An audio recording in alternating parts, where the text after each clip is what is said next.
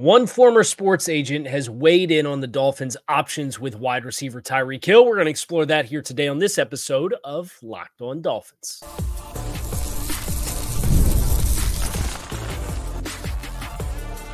You are Locked On Dolphins, your daily Miami Dolphins podcast, part of the Locked On Podcast Network, your team every day.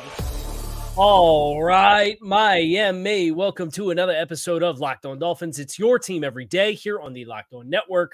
I'm your host, Kyle Krabs, a lifelong Miami Dolphins fan, host of Locked On Dolphins, co-host of Locked On NFL Scouting. You can find our shows on YouTube or wherever you listen to your favorite podcast. Tip of the cap to our everydayers, because it is your team every day. We don't just say it, we live it here on the Locked On Network. Today's episode of Locked On Dolphins is brought to you by FanDuel. This summer, you have the opportunity to get in on some great action over at FanDuel. The sports aren't necessarily sporting like we want them to right now, but FanDuel is hooking all customers up with a bonus or boost daily. That's right. There's something for everyone every day all summer long. Visit FanDuel.com/lockedon to get started. We have been so hyper-focused on this Tua Tagovailoa contract negotiation that the lingering residual question of Tyreek Hill and what the Dolphins are going to do there hasn't really gotten its glow in the way that maybe it necessarily would have. And obviously it becomes very easy to just put your flag in the ground like I did and said, well, I wouldn't give New Year's on the back end of his deal. If you wanted to redistribute the finances, by all means, go right ahead.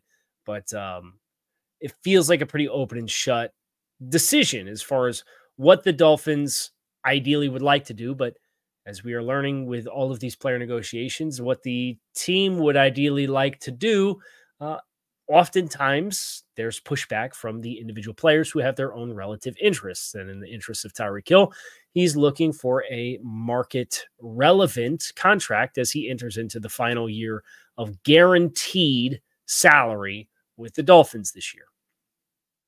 Joel Corey weighed in on this at the end of last week.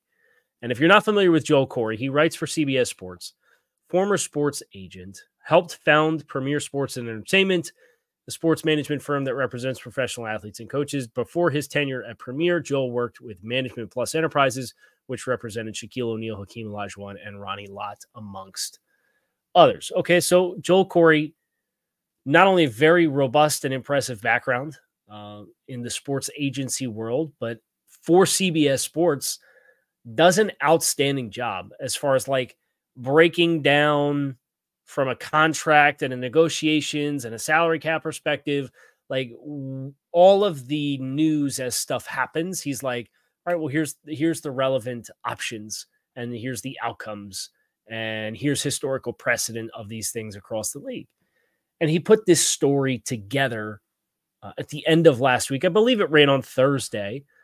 Agents Take, how Dolphins can effectively compensate Tyreek Hill with a market value contract. And it looks at things that are beneficial for both the Dolphins and Tyreek. And it looks at three different individual cases of recency, including one with the Dolphins, which we know about with Xavier Howard, and the specifics of what Miami did with those as far as providing enough carrot as an incentive to get something done without having to break out the stick, right? The carrot versus the stick, because you could be the good cop or the bad cop. From the Dolphins' perspective, it would be very easy to say, well, you have 3 years left on your current contract. You're going to play this year, and we will reassess. Right. And that is the norm for NFL teams, is to say you have 3 years left on your contract. We are not going to make any adjustments to what you are currently scheduled to be compensated. And the Dolphins could do that.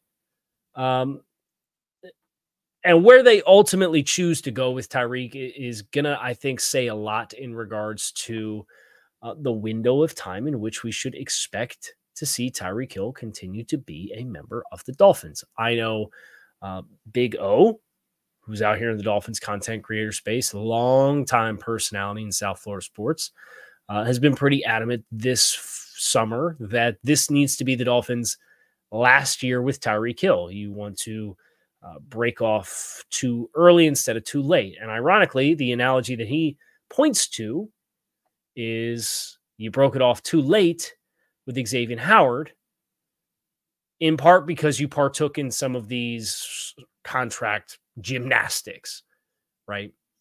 So Miami and what they ultimately decide to end up doing, and I don't think they'll do nothing, right? I think Tyreek's been too impactful. I think Tyreek, he is your best player. Him and Jalen Ramsey, I think, are a class above the rest as far as just the caliber of player that they are, and both of those guys in the primes of their career, but, they're getting ready to both be in their age that starts with a 3 season, and, the shelf life, they don't call it they don't call the NFL not for long for no reason, right? It can come quickly. And that's for both of these two players. You just need to be mindful what your short-term and long-term vision is for each of them. Joel Corey, with his piece, proceeds to lay out the evolving wide receiver contract, which we're well familiar with having Devonta Smith get 25 per, and then getting Amon-Ra St. Brown, who goes over Tyreek's number. And then you have A.J. Brown, who had 3 years left on his deal, get a 3-year extension for 96. That's an annual average of 32 to surpass Tyreek. And then Justin Jefferson gets the highest non-quarterback contract in the history of the game. A title that once upon a time, 2 years ago, belonged to Tyreek Hill, right? And all of that has happened in short succession in a span of 3 months, 4 months. So all of that compounds this issue for Miami, or helps to make this be an issue that I think probably should be addressed in some way, shape, or form. Now, thankfully, and as Joel outlines, there's a number of different sources of inspiration that they can take with what they can choose to do. We're going to go over those next here on this episode of Locked On Dolphins. Make sure that you stick with us. Look, we all love sports. We never want them to stop. Unfortunately, this is a little bit more of a quiet time on the calendar as the Florida Panthers continue with their celebration of the Stanley Cup final. It's a bittersweet reminder that there's no more hockey games to watch, and the NBA draft just happened last week. So we're kind of in that window where the sports and the playoffs have started to wind down. But FanDuel lets you keep the sports going whenever you want. All you have to do is open their app and dream up bets anytime you're in the mood. This summer, FanDuel is hooking all customers up with a boost or bonus daily. That's right. There's something for everyone every day, all summer long. So head over to FanDuel.com/lockedon to start making the most of your summer with FanDuel, the official sports betting partner of Major League Baseball.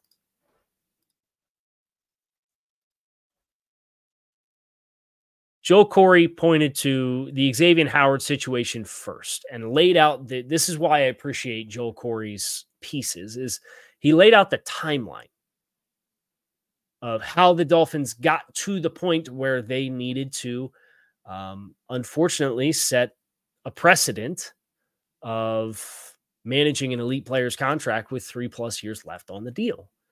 So the Dolphins signed Xavier Howard prior to the 2019 season to a contract that paid him $15.05 million per season. I'm summarizing Joel Corey's timeline here. That surpassed Josh Norman's contract at corner for the highest paid corner in football. It was 5 years ago. Right? The Dolphins then proceed in 2020 free agency after Howard gets hurt and misses some time to pay Byron Jones a contract that surpassed the value of Xavier Howard. And Jones, for a short time, held the title of highest paid corner in football. That market thus continued to move, and Howard, after the 2021 season, or after the 2020 season entering into 2021, was not particularly happy with the arrangement. And remember, that 2020 season was that year he should have won Defensive Player of the Year because he had a better resume than Stephon Gilmore had at corner the year that Stephon Gilmore won it. And it was like Aaron Donald's third best season in a 5-year stretch, and he still managed to win it. And Xavier Howard had 10 interceptions for the first double-digit interception season in like a decade.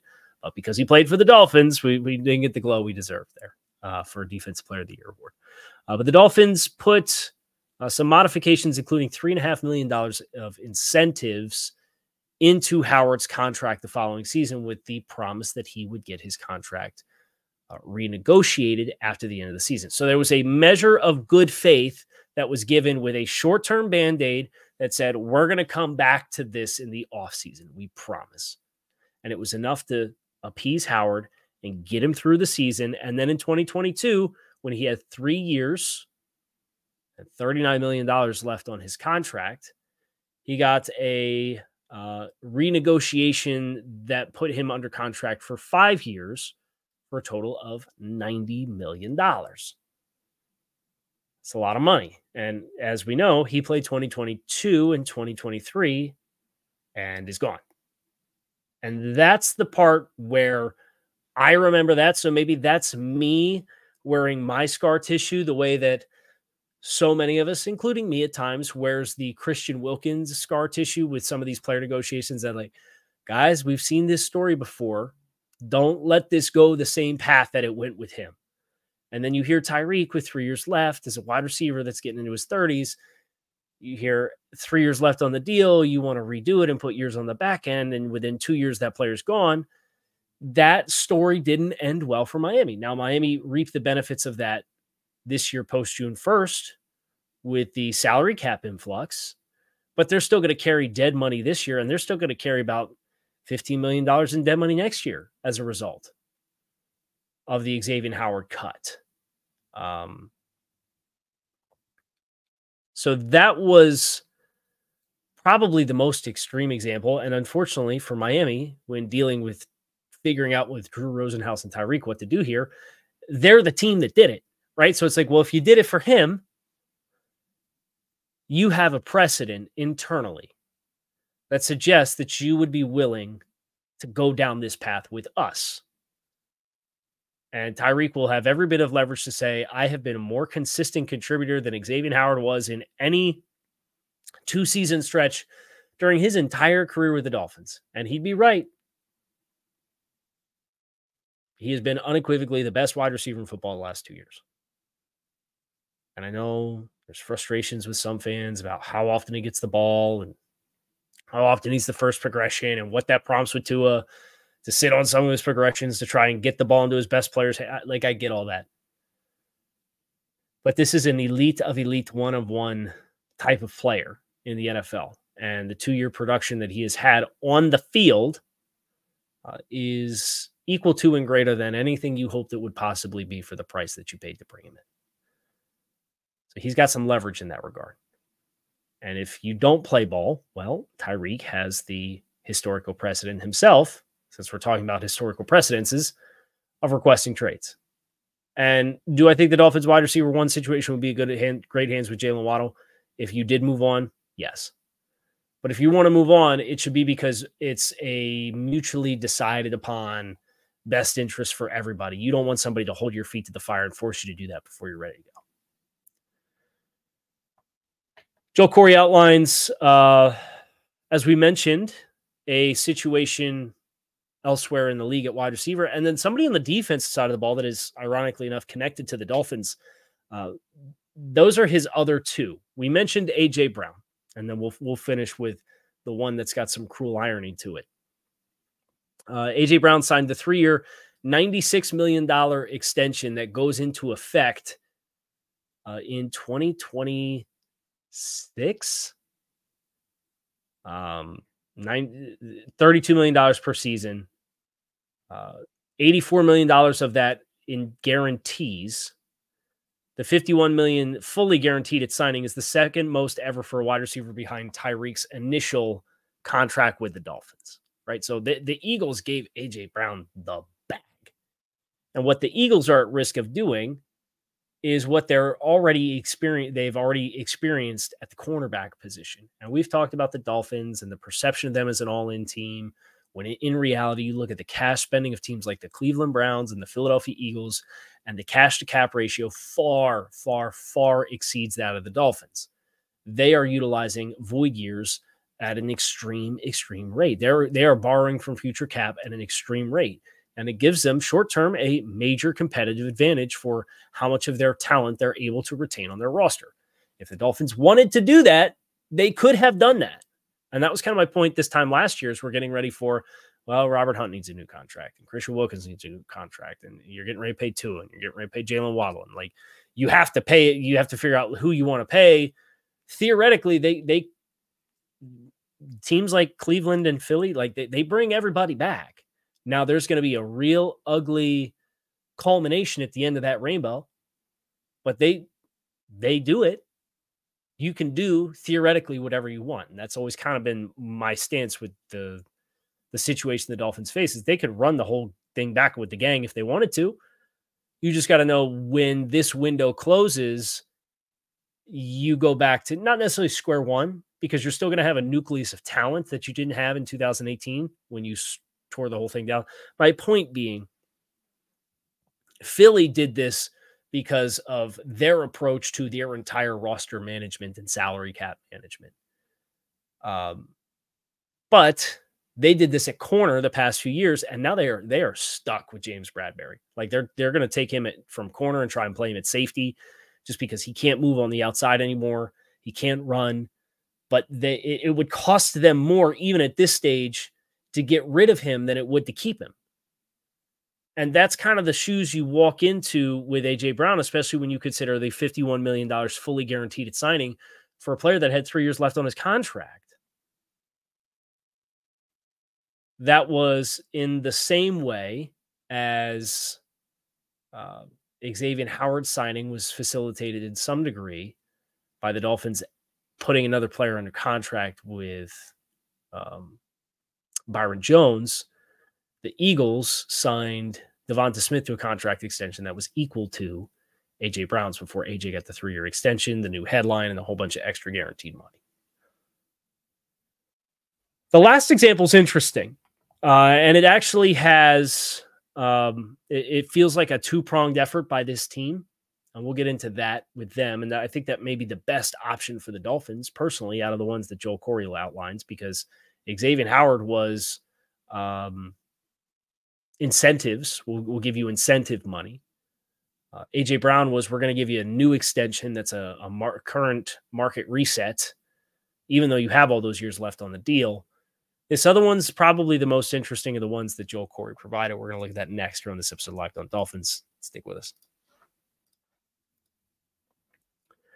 Today's episode of Locked On Dolphins is sponsored by BetterHelp. Comparison can be the thief of joy, and it's very easy, especially in today's social media age, to hop on your phone and scroll the timeline and see a bunch of people that seem like they're doing perceivably so much better than you feel like you are. But at the same time, those people in reality, when they don't have the filter of Instagram or Twitter or Facebook to put their lives through, they have their own hardships as well. Therapy can help you focus on what you want instead of what others have, so you can start living your best life. If you're thinking of starting therapy, give BetterHelp a try. It's entirely online, designed to be convenient, flexible, and suited to your schedule. Just fill out the brief questionnaire to get started and matched with a licensed therapist, and you can switch therapists at any time for no additional charge. Stop comparing and start focusing with BetterHelp. Visit BetterHelp.com/lockedon today to get 10% off your first month. That's BetterHelp, HELP.com/lockedon. The cruel irony for the last example that Joel Corey provided was that Christian Wilkins was the catalyst for this. Christian Wilkins signs a 4-year, $110 million contract, averaging $27.5 million per season, making him a top 5 highest paid defender in football. Cool. A little too rich for my blood, I think, absolutely. Clearly was for the Dolphins as well. But who was on that defensive line that got a whole bunch of shine on Hard Knocks this year? This is Max Crosby, who, for my money, might be the biggest PETA defensive end to play in the entire league. I'm pain in the you-know-what, PETA. He is phenomenal. He's a phenomenal player. Crosby's extension that he had signed was averaging $23.5 million per season. He signed that in 2022. So Wilkins comes in out of left field and trumps his guaranteed money, his annual average salary. Crosby was the captain of the team.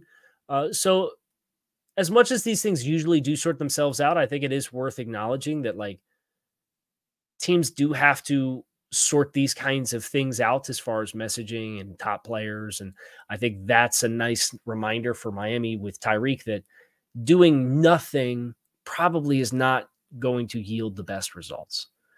So the Raiders, with Crosby having 3 years remaining on his contract, added $5 million to the total value to help raise his remaining cash left on his deal. He gets they also did a income redistribution, which featured a $6 million raise in 2024. His 2025 compensation raised, and this is all these numbers courtesy of Joel Corey, who did an amazing job with this story. So I can't emphasize that enough. About $1.2 million. So over the next 2 seasons, he gets an extra $7 million in change. And again, Christian's APY came in and checked in at about $4 million over that of Max Crosby. So you can do the math. He's getting close to about equal money. But it's the last line for Joel Corey on that story. It wouldn't be surprising for the Rays to be a precursor to Crosby getting a new deal next offseason if he continues to play at a Pro Bowl level. Band-Aid. But it was not the Dolphins version of a Band-Aid where we're going to give you incentive dollars with Xavier Howard.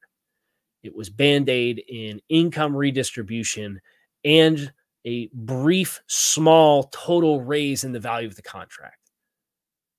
And I think you consider Tyreek and what he has left on this deal. I believe it's 3 years, $75 million is like the total figures that he has left in his contract. So if you were to give him across the 3 years a marginal total value of contract increase and move some of the money from the $45 million in 2026 and move that up to 2024 and potentially 2025 and say, look, we'll cross this bridge for good at the end of the season. Let's see how it plays out. I think that, and that's in line with what I kind of said from the jump, right? It's like the one thing I would not have a lot of interest in doing is adding new years to the back end of Tyreek Hill's contract. You have the space and the flexibility now. You have about $16 million in cap space. You're going to need probably 6 to 8 of it to get you through the season from a practice squad and signing players off the street to deal with injuries perspective. This allows you to make use of some of those funds, and ideally in a perfect world, you'd roll over as much of them as you possibly can to 2025. But you have the flexibility to do it. And depending on if you choose to do that, or if you choose to do what the Eagles did with A.J. Brown, which was just say, we'll give you the extension on the back end. We'll figure it out. His cap hit may come down. It may go up. It may stay about the same. But I think that example and precedent by the Raiders is a good precedent that marries with what the Dolphins were willing to do with Xavier Howard. But is a little bit more of a good faith measure to make sure you're getting the best version of Tyreek Hill going into 2024 before allowing you to assess the situation in 2025 before making any additional long-term commitments and just deciding what is best for everybody involved. That's going to do it for us here on this episode of Locked On Dolphins. I hope you guys enjoyed a talk about a contract that wasn't the quarterbacks. We have a lot of great content coming your way this week. We hope you will come back and see us. You can find us on YouTube or wherever you listen to your favorite podcast. Fins up. Make it a great rest of your day. I am out of here.